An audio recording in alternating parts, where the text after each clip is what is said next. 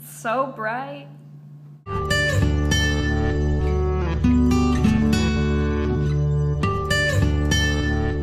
Hello friends! Today's review is of a book that was sent to me by a Penguin young reader, and I'm sure you've seen it on other places on the internet. It is Andrew Smith's Grasshopper Jungle. I have a lot of thoughts about this book. Most of the reviews of this that I've seen so far have said it's definitely strange, and I don't disagree. This is not your average book. If you haven't seen any of the reviews and haven't heard of the book, it is about how a 16-year-old boy named Austin and his best friend Robbie almost single-handedly and accidentally unleash this army of unstoppable giant praying mantises over their small town of Ealing, Iowa. The place where it happens is apparently very important. Yeah, this is a YA dystopian book about these two boys who cause this massive catastrophe without meaning to, and how it affects the rest of their young adult lives.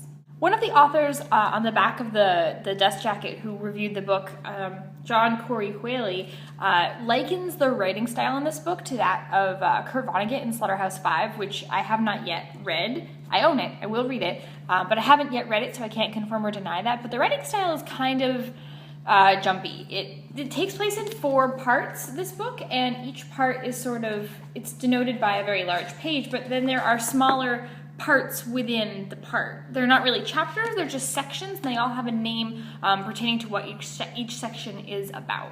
And to me, the sections all flowed together, and they all sort of kept pace with a story, but each one of them felt like a smaller story within itself, and that felt a little bit jumpy.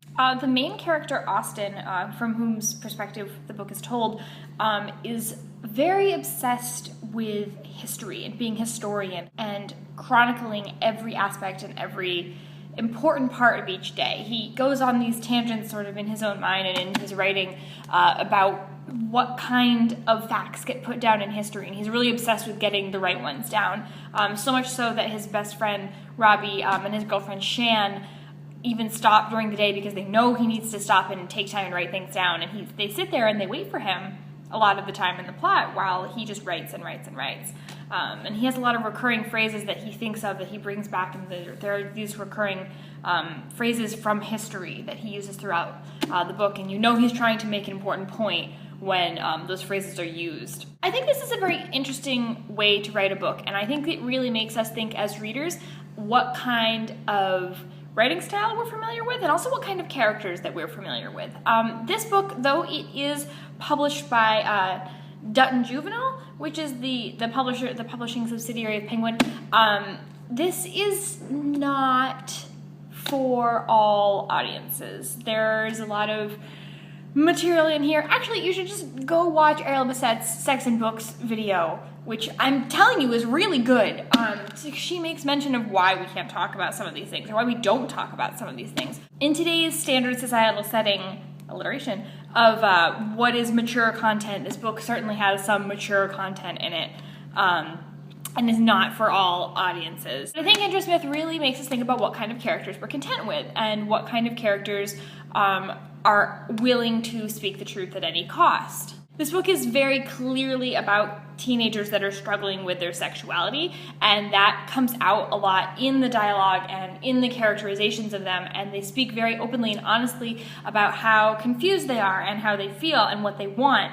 And I think a lot of the time with YA characters, we get a glossed over feeling of that. Even the best ones and the ones that we think are our favorites, they aren't always telling us everything they're thinking. They'll start us on a thought tangent, and then the chapter will end. Or they'll give us this prolific sounding phrase that will make up for them not giving us exactly what they're thinking. And in this book, Austin, the main character, always tells you what he's thinking to the best that he can reason it out, which is kind of a refreshing change because it's a very challenging thing for readers to deal with, and I think a reason that some people find this book so off-putting. It is a dystopian book, so it's set a little further into the future than present day. I'm not really sure how far into the future it's set, but I think that in conjunction with how honest these characters are, it also begs the question, is that style too jarring?